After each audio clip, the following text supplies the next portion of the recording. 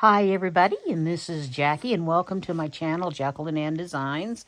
This is a channel where I just like to share my interests and maybe learn something from the people that come to watch my channel, all about fabric and thread arts, multimedia type arts and crafts, and also collage quilting and regular quilting. And I am an avid junk journaler. And junk journaling I use all of those other mediums that I was just talking about. I use those aspects in my junk journaling. And that's how I kind of became interested. And some of these things I did when I was much, much younger. And then work life and everything got in the way. And I'm just now getting into again. So I'm like a total beginner, which leads me to what I'm going to talk about today. I did a brief video, about a half-hour video on my planned counted cross-stitch projects for 2025. And that will be under floss tube videos in my playlist if you're interested in that. And I've decided to separate out the different kinds of stitching that I like, hand stitching that I like to do. So in other words, I'm about to show you some regular embroidery, and then I'm going to show you a different video on my slow stitching.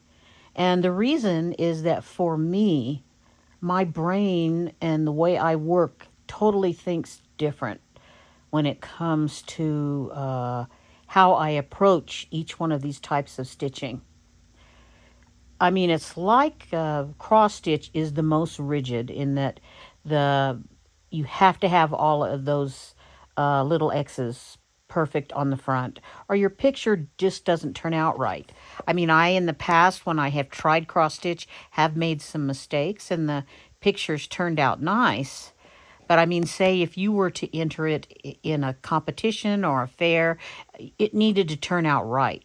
So, and they're going to look at the back to make certain that you ended, that your back wasn't a mess. You ended correctly.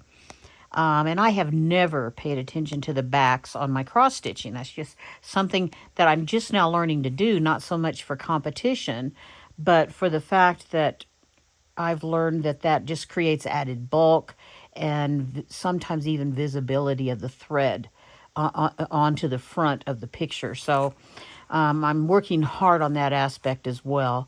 But that leads me to my embroidery now, which embroidery, other than slow stitching, which I'm going to talk about in a different video. It's more contemplative. It's more free form than even regular embroidery. And so that's why I'm separating them into separate videos, different videos, and because I approach them differently. They're like almost three different crafts, three different types of fiber arts to me. Now, how I am going to approach my embroidery this year is really my focus this year is not going to be on completing a big giant embroidery project, but it's going to be on stitch improvement and improving my technique and making my projects look a whole lot nicer. Because there's a true art to embroidery, and mine has just never been what I thought of as up to par. But yet I knew instinctively that I have the ability to take it to at least meet my own expectations of it. And so I'm going to be focusing this year when it comes to embroidery on that. So I'm going to be doing a lot of practice stitching. I will be using the Sue Spargo book. There's also another book or two that I'm interested considering getting about this. And then there's multiple different YouTube channels that really do a great job teaching you to embroidery.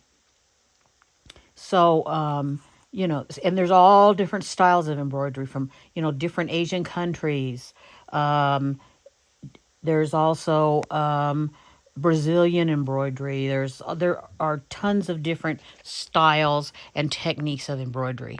So it's an exciting world that evolves, believe it or not, from when I was young and I embroidered.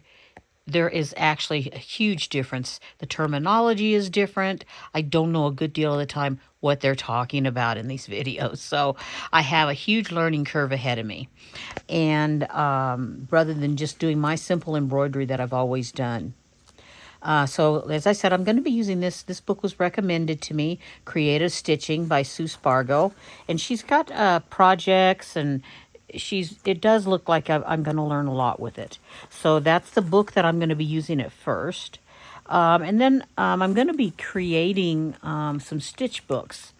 And I'll be participating in one at my local. Now, to be honest with you, I'm a little bit worried that the store sold out of the rest of this, because I went in and bought month one. It's almost like a block of the month, only it's an embroidery kit of the month, and you end up with a book at the end.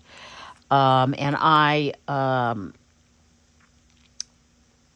everybody did theirs last year, and I think it was probably in October or November of 2024.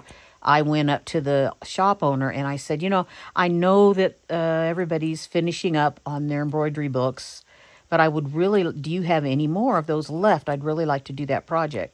And she did. She had some where not quite enough people joined the class, so she had some kits left over. So I got month one, and now I had some health challenges, and so I have not gotten into the store to get the other kits. I hope that no one else has bought them and that she still has them. But anyway, but basically, this book is where you just go in and you learn and practice different stitches of embroidery.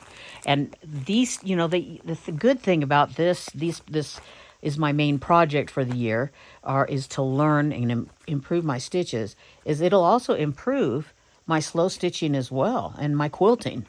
So I'm pretty excited about it in reality. I cannot remember how many weeks or how many pages this contains, but I imagine there's at least 12 kits with it. And then the cover is really cute. It includes beading, different things, so it'll be great. And in addition to that, I'm creating another book. And you can see this one, I don't know the exact size of it. I would estimate it to be maybe 5 by 10, something like that, these pages. Because the first month is just a page, 2 pages actually, because it folds in half. And you have page 4 and one other page I can't see from the back, but another page later in the book. So, but anyway, so that's going to be a lot of fun to do. If she doesn't have it, the kit was produced by an embroidery company. So what it's not made locally, put together locally here at the shop. So I can go on the website and get the rest of it.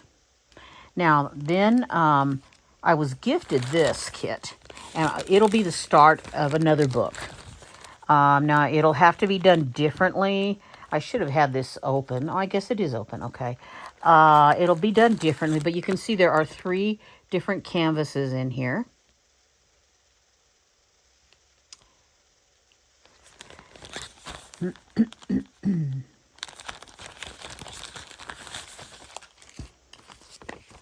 And then there are instructions along with links to a YouTube video for each of these 3 canvases.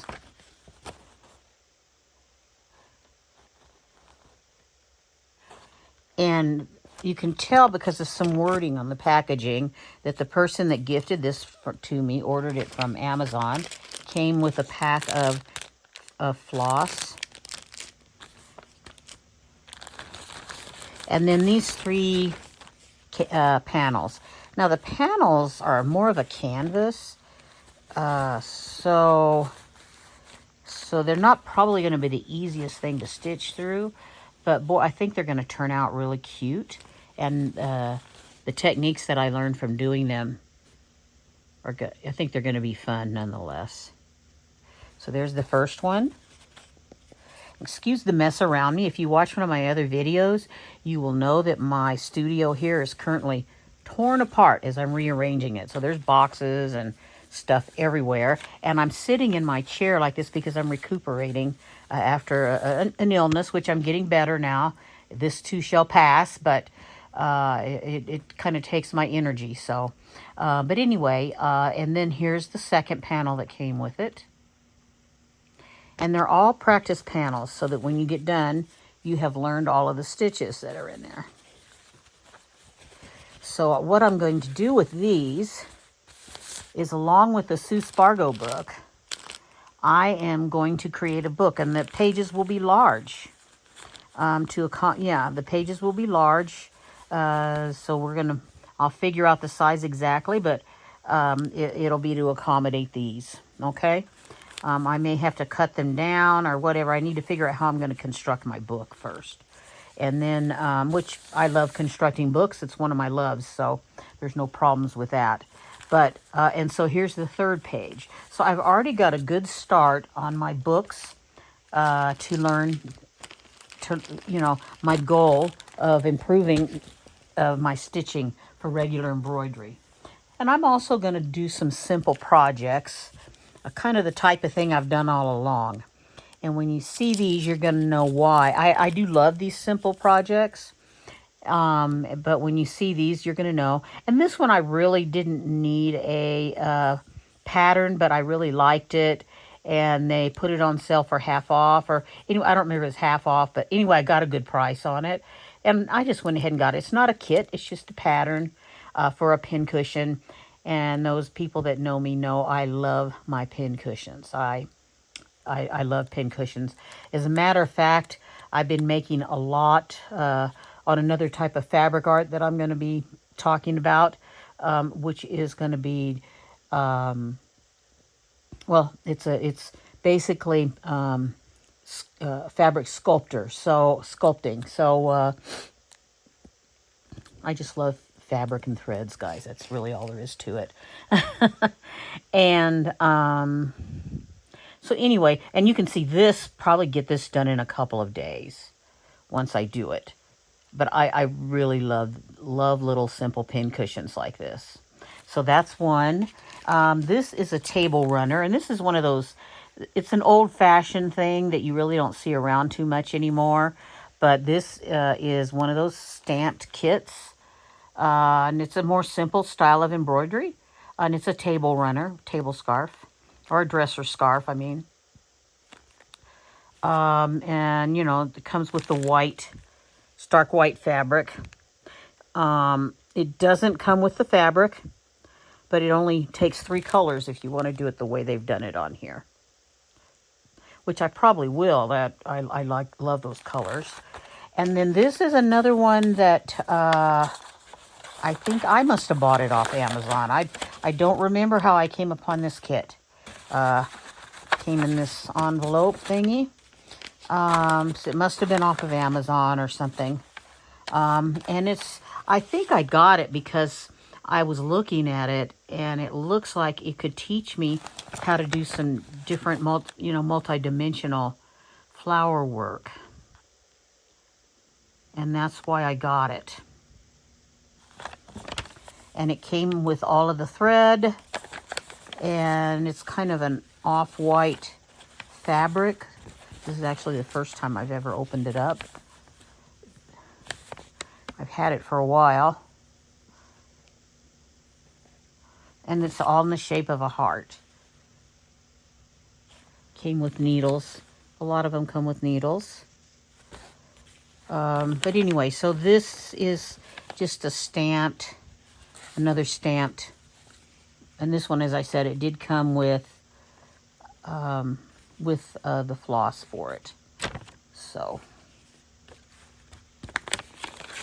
I'll be doing that this year.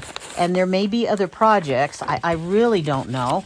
I've got a lot of cross-stitch projects planned because I'm really working on my cross-stitch as well. So, you know, there's only so much you can do. I have tons of quilt and slow stitch projects going. I just really felt like, because the people on YouTube, a lot of them are divided up. You know, FlossTube seems to be primarily counted cross stitch. And then slow stitch, a lot of the people that have slow stitch channels do other things on their channels. But I can guarantee that when people are out looking for slow stitch techniques and different things like that, they're looking at slow stitch. So, and to me, they are all different, as I mentioned at the beginning of the video. So those right now are my plans for. The other thing is that I always have loved these and this style of embroidery. I always have. And I think a lot of the reason that I like it is because a lot of the antique and vintage embroidery that was done in around the homes was done this way. And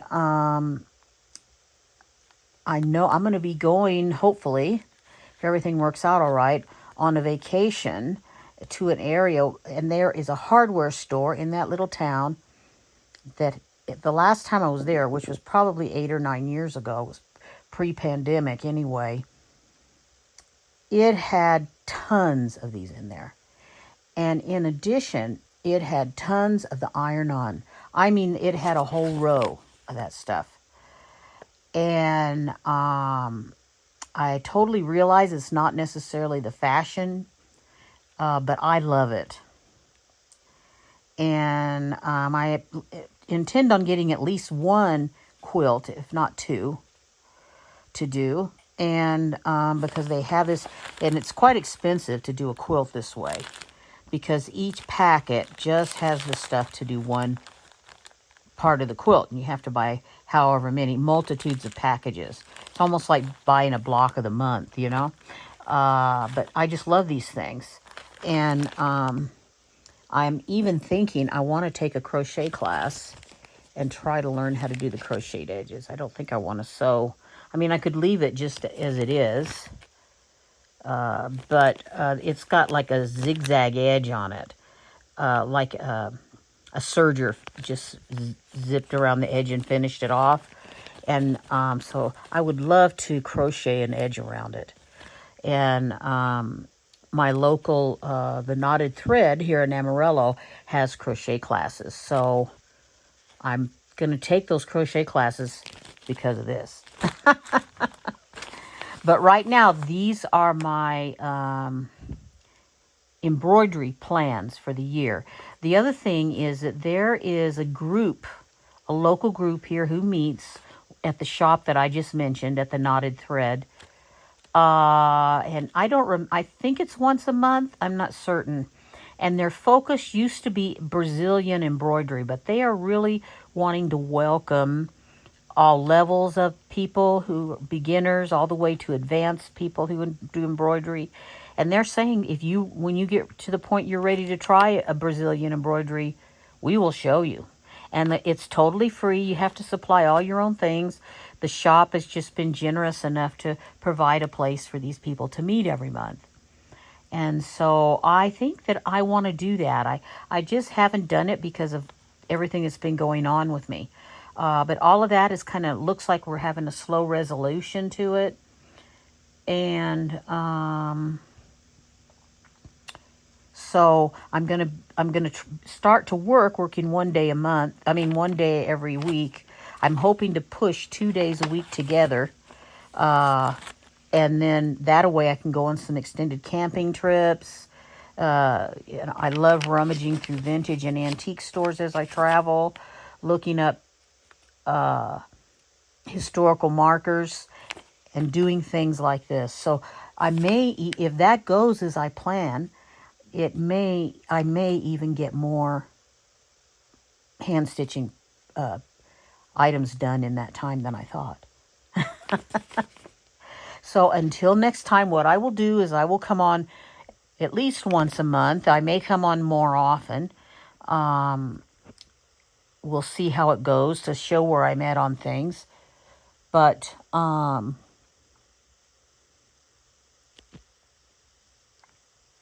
once it comes, anyway, I'll come on it and at least once a month. And if I cannot find something called embroidery tube or whatever, I'll start something that says embroidery tube.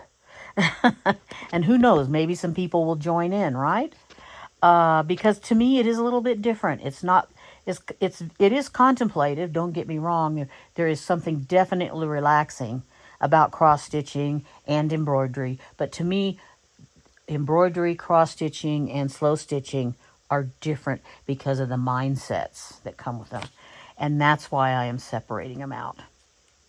So until further ado, I will talk to you guys later. You have a wonderful, wonderful day.